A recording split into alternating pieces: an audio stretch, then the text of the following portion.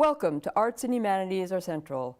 I'm Margie Morgan, Dean of the College of Arts and Humanities, and your host for this exploration of the important role that the arts and humanities play in our everyday lives. My guest today is Professor Mark Auslander. Mark is our new director of the CWU Museum of Culture and Environment and a member of the Department of Anthropology in the College of the Sciences. Mark, welcome. Thanks for taking time from your busy schedule to be with us today. Thanks. It's great to be on the show. Before we talk about your new book, let's introduce you to the audience.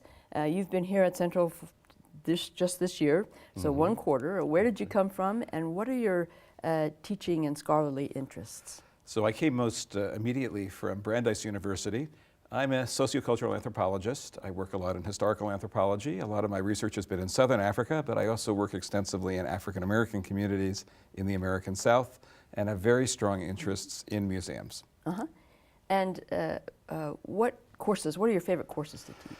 Well, I'm teaching a course right now that I love in museum exhibition design. I'm doing a new course this coming spring quarter on exhibiting nature. We'll be looking at zoos, we'll be looking at the design of wildlife sanctuaries and so forth. Fascinating. So let's turn now to your new and your first book, The Accidental Slaveowner, Revisiting a Myth of Race and Finding an American Family, a book that very rightfully is attracting a lot of attention now. Your book focuses on a particular myth involving two main characters in a particular place and time. So let's just start with the basics of who, what, when, where. Sure. And I should mention that when anthropologists speak of myth, we don't mean things that are necessarily false, but stories that are deeply meaningful to people, although there are always different versions of myths. So this is a set of stories that really swirls around two important figures in the history of the state of Georgia. Bishop James Osgood Andrew, a very important bishop in the Methodist Church, in the Southern Methodist Church in the early and mid 19th century, and an enslaved woman whom he owned, known to history as Miss Kitty. The precise circumstances of their relationship remain highly debated, but those were the two pivotal figures that have been remembered at Emory University in the state of Georgia and in the Methodist Church for 150 years. So we're speaking of the town of Oxford, Georgia, in Newton County, Georgia, about 40 miles outside of Atlanta, and this is where Emory University was founded in 1836, a very important Southern institution of higher learning. So we're talking about basically the mid-19th century then. Mid-19th century, where really much of this story is about the lead-up, a sort of dress rehearsal for the Civil War. And what is the myth that you focus on, and who has perpetuated it? So the dominant white version of the story, very popular to this day in Oxford, Georgia, even can be read in hundreds of publications by white Georgians and white Methodists, is that Bishop Andrew had an enslaved young woman whom he tried to free in 1841, that when she refused freedom out of loyalty to her white master, he reciprocated by building her a house and allowing her to live in perfect freedom in a little house right behind his house. And there she lived and supposedly got married and had children and a family until she died in the years before the Civil War. This became a matter of national importance in 1844 when the northern wing of the Methodist Church discovered that a prominent southern bishop in the church was a slave owner. And this caused an enormous ruckus. It was the great front page news story of the spring of 1844 and led to the great schism in the Methodist Church, the creation of a new wing of the independent wing of the Methodist Church, and that really was a dress rehearsal for the Civil War 16 years later. And what was Bishop Andrew's role at Emory University? Do you have a role there too? So the bishop really was the key figure in the founding of the University of Emory College, and was the first president of the Board of Trustees, an enormously important figure in the history of Methodist education in the United States. And how did you first encounter this myth? My students and I were working, and at the time I was teaching at Emory's initial campus, which is known as Oxford College, and we were working a good deal on race and power and class relations. I was doing a lot of service learning projects, and my students were out learning about race and power in this town of Oxford, Georgia, and everybody, white and African Americans, while they were opposed on so many different issues, all agreed that to understand the nature of power in present-day Oxford, Georgia, we had to go back in time. We had to go back to the cemetery in which were buried the white founders of Emory and also the enslaved people who had built the college 170 years ago. everybody started talking about Miss Kitty. There's a monument to her memory erected by local segregationist whites, which was rather surprising. African Americans had a very different version of the story, but everybody talked about her. Right. And are there other places where this myth is enshrined here in the...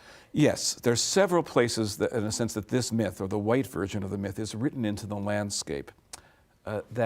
Slave quarters that we just mentioned has a very long and complicated history, lovingly really revered by local whites, who actually created a museum, a segregationist museum to the Confederacy, out of that slave quarters. They actually took it on a truck in the 1930s to an all-white religious campground and then brought it back in the 1990s, and there have restored it as a museum to their version of Southern history. There's this prominent cottage that's been lovingly restored. There's a very large plaque or a stone tablet giving the official white version of the story. And there's also a very contested headstone over Miss Kitty's gravesite. She is the only person of color, it turns out, that's at least officially buried on the white half of the cemetery. Now, why has this myth been so enduring? Why has it resonated so strongly, in particular with the white population? Yeah, that's a great question. For 150 years, the myth has really meant different things, but primarily it's meant to local whites that slavery was a benevolent institution. Kitty, as she's called in the white families, or Mammy Kitty, is the model of a loyal slave, the model of a loyal mammy, of this sort of figure that's very prominent in Southern literature, white Southern literature, for decades. So the very fact that she refused to be freed in 1841, that the bishop supposedly took such good care of her and of her children, the fact that he was expelled, in a sense, from the Northern Methodist Church because of his loyalty to his slave. Right. All of that confirms a general sensibility in many conservative white Southern circles that the South was blameless in the story of slavery and in the events that lead up to the Civil War. So that, in white memory, is one of the reasons the story has continued to be so deeply meaningful and considered beautiful and sentimental, and many local whites will even well up a little bit with tears when they tell the story. And does this have something to do with the title of your book? This bishop is the accidental slave owner. Yes, so the bishop himself claimed that he was only an accidental slave owner, and for generations now in the white community, his defenders have claimed that he was simply an accidental slave owner, that he never directly or intentionally acquired slaves. And there seem to have been about 45 people that he acquired over the course of his life through his 3 marriages, through inheritance and so forth. The evidence is that he never directly purchased a slave, most likely. Now, what percent of the Oxford population is African American? It's between 40 to 45%, and that's partly because of a long history of gerrymandering in the community. That is to say, it's been roughly 50-50 for much of its history, but the white power structure, I think it's fair to say, has always annexed territory when they needed to make sure that the majority of the population was white. But there's a very long-standing African-American community, very proud African-American community, that traces their ancestry back to the 13 or so enslaved families that physically built the college, and they feel a great sense of pride and ownership in that institution, even though for so long their children weren't allowed to attend it. And now, what is their view of this myth? They have a very different Miss Kitty story? Absolutely. So their version of the story is almost symmetrically opposite. For them, Miss Kitty was not the loyal slave of Bishop Andrew, rather she was his coerced mistress. He, they believe, was the father of at least one of her children. And the story that's been passed down through the generations is that the reason that Bishop Andrew built her own house for her, took her out of the slave quarters, as it were, and put her into a small cottage behind the big house, is that he wanted unfettered access to her, unfettered sexual access to her.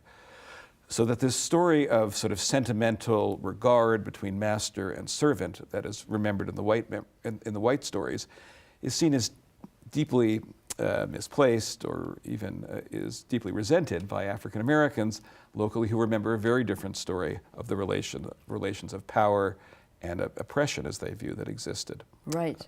So is there anything we can know for sure about Bishop Andrew and Miss Kitty? The historical evidence is extremely complex and ambiguous. We can't say for sure. Certain parts of Bishop Andrew's story don't quite match up. Bishop Andrew always claimed that he acquired Kitty or Miss Kitty in a will from Augusta in the mid-1830s. It's clear there's no such will. There's absolutely no document anywhere in Georgia, legal document, indicating that Miss Kitty was passed on to Bishop Andrew through an instrument of probate. So that part of the story doesn't add up. There are many things on both sides that aren't quite clear. We have now finally been able to contact and locate Miss Kitty's descendants, and they themselves are divided on the question of whether or not they're descended from Bishop Andrew. So we don't have any certainty at this point. So this myth has really contributed to dividing this community, or certainly has reflected the deep divisions between blacks and whites in this community. How did people in Oxford, Georgia react to your exposing this myth and all of its facets, which in fact has meant showing ways in which the myth is not in fact true? I think it's been a complicated 10-year process. When I began this process, when my students and I began developing a museum exhibition on the African American history of Emory and invited white and African American families to share their stories, it was initially very painful. It was very hard, I think, for members of the white community, some of the founding families of Georgia and of Emory, to hear these very painful stories from the other side about slavery. And initially, there was really, I think, furor at me and my students. I even got, I actually got death threats from the Klan and so forth, and angry letters to the president denouncing, any kind of research into this. From the president of the university? Yeah, written to the president of the university. Written to the president. The president's office was a great defender of academic freedom, and there was never really any risk to us. But it was a very difficult period, and my students got a hold of those letters, by the way, and exhibited them in the museum exhibition because they were so excited. But over the years, things have changed, and this story that so long bitterly divided this community, this county, over lines of race, ironically has come to unite hundreds of people across lines of race. Mm-hmm. What about African Americans? How did they react to you? I mean, you're a white man coming in here from a completely different part of the country. This is not your place. How did people react to you telling the story? Is it your story to tell? Well, in many ways, of course, it's many people's stories to tell. And ultimately, I am an outsider. I grew up in a largely secular Jewish household in Washington, D.C., and this was a very different world for me. Of course, I lived in Africa for many years, but working in the American South was a new and exciting challenge. I would say the African American community, now we've been working together for 10, 11 years, but initially, of course, they wondered who is this guy who's poking around into things that we've always known, but have kept quiet. But we worked on so many different projects together. We worked on desegregating the local police force. We had a big community project desegregating and restoring the historically African American cemetery. So after a number of years, we've really come to work together. And by and large, there's been enormous excitement. Each step that I had to take of documentary research, of oral history, of finding new things in the Library of Congress, in the National Archives, I would have to come back and report at the local African American churches. So they've been following this story very closely. Oh, great. Yeah. Now, Miss Kitty was married, and you have actually, this whole project has led you to discover some of her descendants, correct? And yes, who are they? That's right. And I should just mention that at first we thought it would be absolutely impossible to find her descendants. We knew that after she died in 1851, that her 3 children had been taken off in slavery as 3 enslaved children by Bishop Andrew to Alabama. That was the last anybody had heard of them. And the elderly women in the African American church with whom I was working made me promise I would not rest until I tried to find those children. Sure. And I thought it was impossible, but finally we got some lucky breaks through old court records and bank records and so forth. Her middle son made his way to Washington, D.C. after slavery and became an important librarian at the U.S. Department of State, was the keeper of the Declaration of Independence. Most remarkable story, very involved in early civil rights activities. And the eldest son escaped from slavery, it turns out, in Selma, Alabama, made his way north. He was attached to the Union Army at the end of the Civil War, made his way north to Iowa, where he became a minister in the African Methodist Episcopal Church. And through that hint, my wife Ellen and I, who's also an anthropologist, we were able to travel to Iowa, go from small town to small town, and finally find a little church in Rockford, Illinois, where Miss Kitty's great-grandson was still a member in his mid-80s, and he very warmly welcomed us, and that finally led us to her great-great-great-granddaughters, who have been wonderful partners in this project. And did they know anything of their family history? Did they know about this before your project? No, they knew a great deal of their family history. Fortunately, they are great experts on their family history, and they knew everything back until April 6th, 1865. I knew the story from the 1790s up until April 3rd, 1865. So we were able to put the two stories together, and everything matched, every name, every location, every document. And that was very exciting.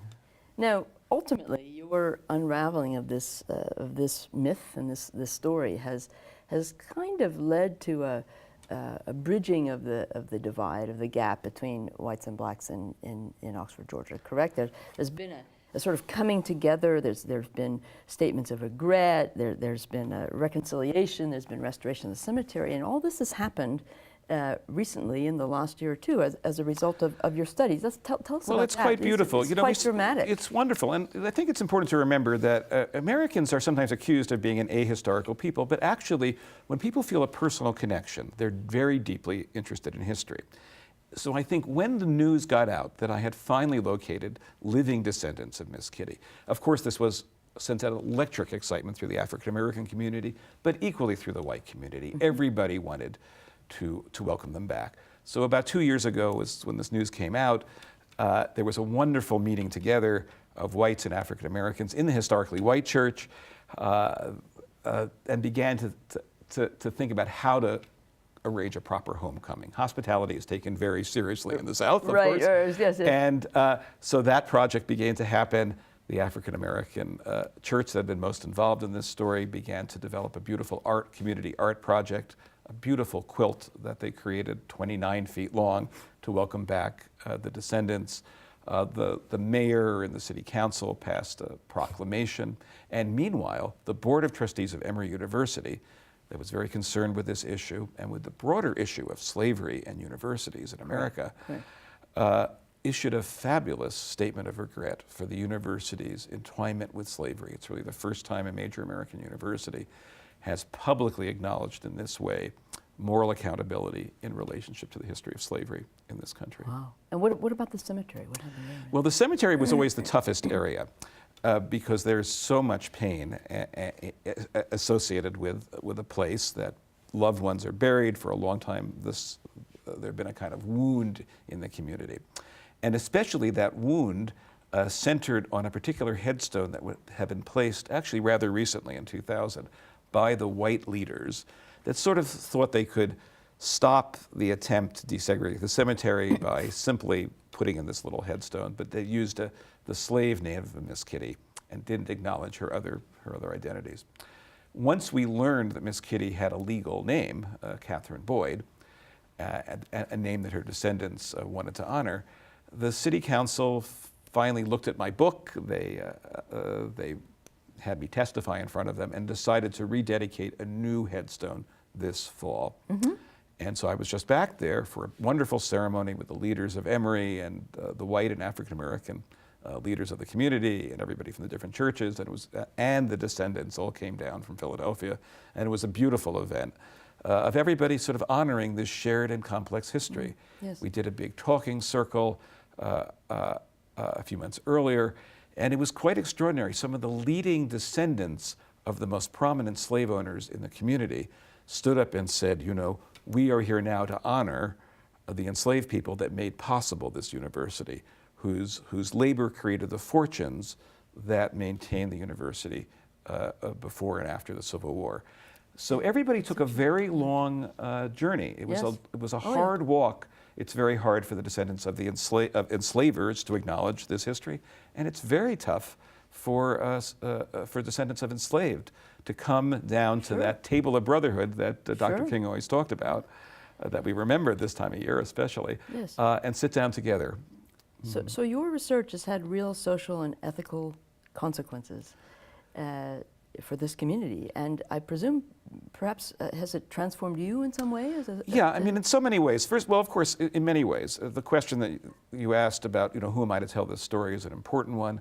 I think through this whole process, I've had to critically examine my own position of white privilege as a white male in this society. And this work really has been collaborative in so many ways. Of course, I've done a lot of the primary research, but I try to acknowledge as much as I can the work of imagination that's gone in building on conversations with many members of the African American community in particular. My collaboration with the wonderful African American artist Lynn Marshall Linnemeyer, whose work is actually on the cover, this wonderful quilt that she did with the community. Right.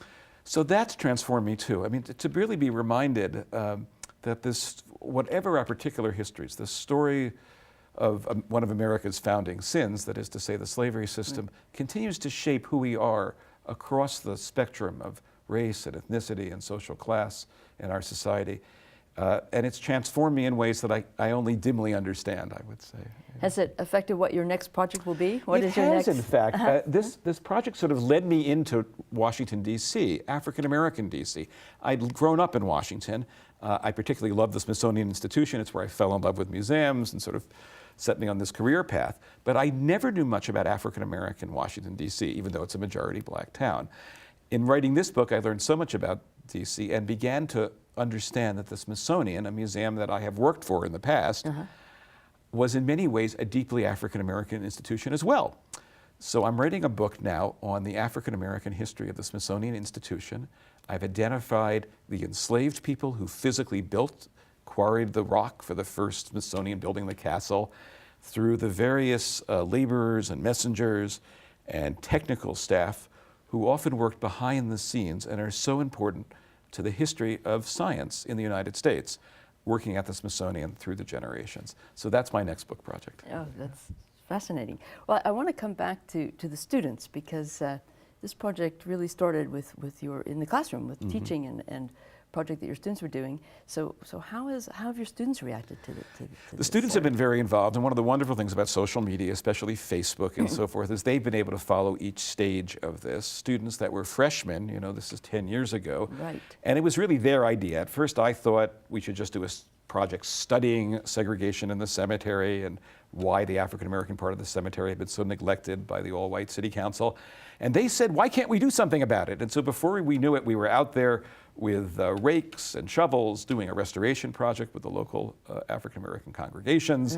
And whites got involved as well. And that's really what started this reconciliation process and started this writing process. But they were so deeply interested in the history through the museum project. And that's another thing that changed me. From that moment on, I decided I was never going to rely solely on lecture classes, that all of my classes were going to have a community-based component, and the students were going to become experts, and that's what happened. Many of the students became experts in particular parts of the African American community. And what was beautiful is when we did this enormous reconciliation ceremony with hundreds of people some months ago, some of those students came back and were able to share the fruits of their research. And I thought, well, this is really what teaching is all about. Right. You start them off in unexpected directions. They come back from working in the community and can report back to the community. They're not just responsible to us as teachers. They're responsible to themselves and to a wider community. And it's created wonderful work. Some of them have gone on to professional studies in history, I'm excited to see. Others are working as lawyers and all sorts of other things, but I think maintain a deep sense of social justice, a love of writing, and a belief in their own capacity to do original research. And that's the most important thing. We're in the business, after all, in higher education at the end of the day, of helping to create an informed citizenry, of people who believe that they don't simply follow orders, that they have to make up their own minds, but that they have the ability to explore and chart new worlds. And that's what that group of students did.